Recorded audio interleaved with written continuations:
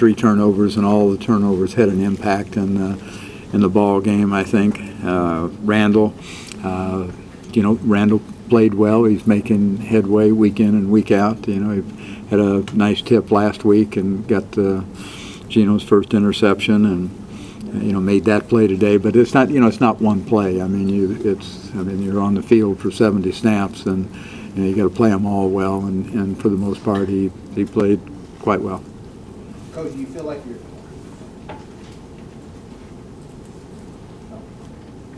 team came out sluggish? I don't think we played well. I don't know if sluggish is the word I would use, but I didn't think we played as well as we could on offense. I thought defensively we played well. The special teams were doing fine, with the exception of a bad punt that we hit. We just, as like I was saying a moment ago, I think it was more us trying to define, what fits. What are the best things for us to get into, and it took us a while to, like I said, spar a little bit before we find that out. When it comes to eliminating mistakes, how would you grade this team this year? Well, the game is, I guess, and you could say that about life and about all athletics. I mean, you get one thing fixed and something else pops up, and it's just the way it works. I mean, you walk out of here and you're going to encounter something new, and you got to get it fixed, and that's kind of the way we are, I think, and that's the way it is for everybody, not just us. I think our young people do a very nice job of being committed towards that improvement that we're talking about, and they work diligently to do so, and I think they have. And as I've said so many times, it's not just a straight line, but it's it's a little bit like that, but.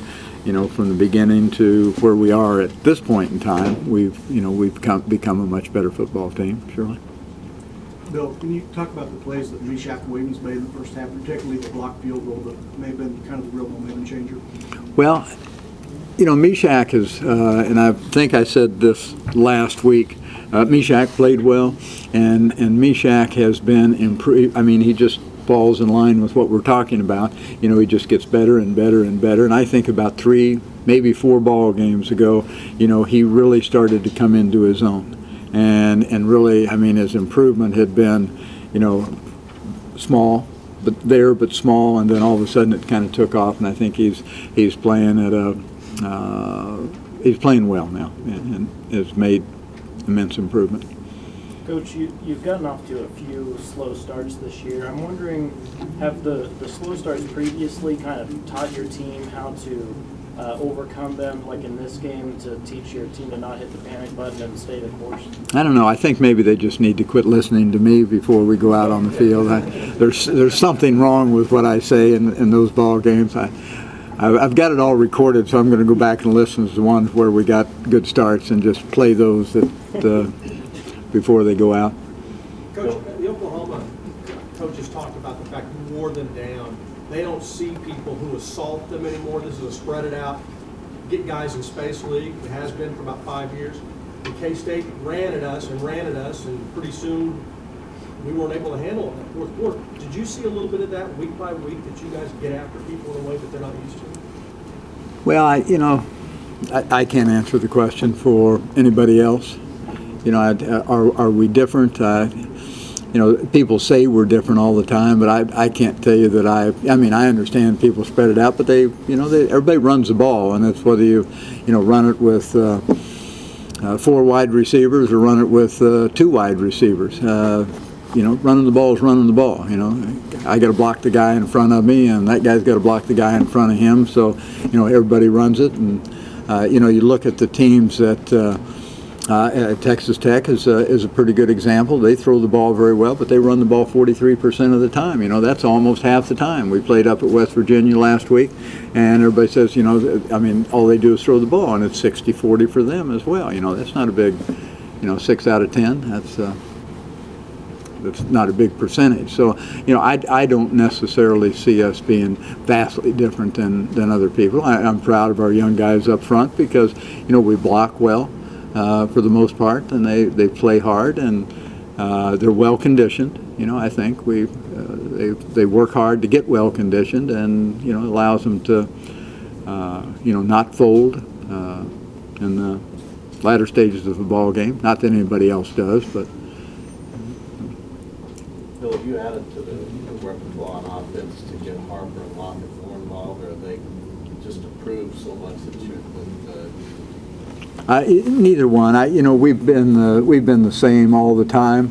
If somebody, and I say this so often, you have to do what the defense is going to allow you to do, and you got to get it to the people that the defense will allow you to get it to, and there's no difference in our preparation.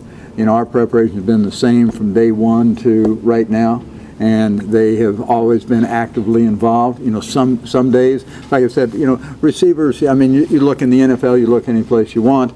You'll find one guy gets 10 catches one week, and the next week he gets 2, and so on. And that's kind of the way we are. We've always known that they're quality players. I mean, they're good young guys and good players, and sometimes we get the ball to them, sometimes we don't. It's not. And defenses can, they can line up and take a guy away if they want to. You look at the young guy Austin from last week up at West Virginia. I mean, he's got 80,000 passing yards, and he had 34 yards against us. And it was our intent to try to, slow him down a little bit, which our guys did. So, we're fortunate, and other teams are as well. But we're fortunate to have some quality guys across the board that can, run routes and catch the ball. Coach, you played against 3 of the best quarterbacks in the country. Do you think in today's the first day of the season, the defense is giving up over 21 points? Do you think the defense gets enough credit? I know everybody's talking about calling the line and going undefeated. Do you think your defense gets enough credit? Well, I don't get into that, and that's for you to decide. We kind of stay confined to right here, and we're not into what you're going to say and what you're going to write and what's going to go on TV, et cetera, et cetera. And if you want to give whoever you want to give credit to, I'm all in favor of it, because I'm pleased with all of them. I think our defense has played extremely well. But we've played well, collectively across the board. So I could tell our players, if you want to be successful, we have to do it in all 3 facets of the game. And if we play well across the board, then we always have a chance. And if we don't, if one group falls out, then we've got problems. So, but I think they deserve the defense, just like the offense, special teams. They all deserve quality credit, because they've managed to at least get where we are today. Tomorrow's another day. Bill, down here, did you say anything to Colin at halftime that really sparked what he did in that third quarter? He really seemed like he took things over. All I've ever said to Colin is be Colin. And, that's it's easy, for young people or old people. Easy for all of us to kind of get caught off in all the things that you guys put out there. And I don't have to tell him don't get caught off in it. I just say, hey, you be Colin, and if you're Colin, then I know you won't get caught off in it, and you'll bring all that you have, to every ball game, which he does. So. That said, just an observation here. It seemed like you made it up here faster today than maybe you have in some of the other games. Is it to the point where you don't really have a lot to say to your guys after a game? And do you feel like this group handles success? Where you at, Fitz? Would you please? Hey, I get stuck in an elevator. What do I know? Why you and not him?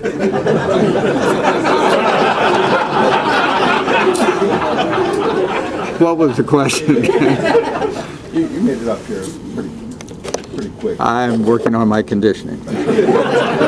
And the second part of the question, does this group handle success, maturity, and those kind of intrinsic values that you talked about as good as any you can remember? I mean, they just seem like they just keep going and going. Well, you'd like to think so. I mean, you have to, and I mean, this is, you look around the country, and they make more of college football than they do of a presidential election.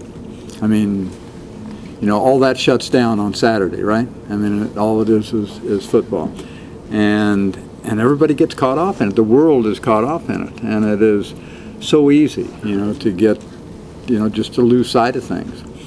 And I'm proud of our young guys up to this point in time, because you don't know about tomorrow. But, up to this point in time, yes, they have. They've handled it well. They go back to work, and they understand the value of all those values without repeating them. And it's not easy. I mean, it just gets harder and harder and harder. And yes, they've done well. Like I say, that's why I keep saying, there's a border right there. And, what we do from today on is, or from this point in time on, will define us collectively. Not that I negate what they have done, but up to this point in time, I'd say they've handled all the external expectations extremely well. Thank you so much. How hard was it early to disrupt their offensive flow the way they were, spreading things out and pushing the ball downfield? Well, it's a team. They always talk about Kansas State and possession time with Kansas State, and they do a pretty nice job of that as well. And they've normally, they're above 30-minute possession time collectively over the course of the season, and and they do it, maybe in a little bit different way, but there was an awful lot of the clock used up, and they moved the ball well, and the answer, I guess, the simple answer, it was very difficult to be able to, slow them down, and, they got the first drive in the end zone, but after that, and again, there's some acclimation that takes place, initially, and we didn't, get adjusted to what was taking place as quickly as you would like sometimes, but then that's an awfully good offensive football team. But then we did, get a feel for where we were and what was going on, and I think after that, they moved the ball. They, certainly did that, but you didn't see a lot of points going in the end zone. Last question here. Bill, would you talk about, I guess, the outline for handling Seth Dagey, how you feel you accomplished that, and the fact that the longest pass play you've given up in the Big 12 is just 32 yards, and that was today? Well, I don't know about, how long a pass plays, but, he's a quality quarterback. There's no doubt about it. And I think, the same feeling that we have against all the very talented quarterbacks that we have in the conference, and that is, we need to do what we do and be what we're about, and try to do it as well as we possibly can and get really good at it. I think, with the quality quarterbacks that we have, pressure becomes, vital, and I think you just have to find the ways that you feel best suit the young people that you have that can apply the kind of pressure to force quarterbacks to get out of rhythm. And, and I think our guys did a decent job of that. We only got 2 sacks today, but by the same token, there were some rushes and that caused some errant throws and gave us an opportunity to, we had opportunities to get more. We had 2 dropped interceptions and clean interceptions in the first half that you'd like to have back. All right, guys, appreciate it. Thank you.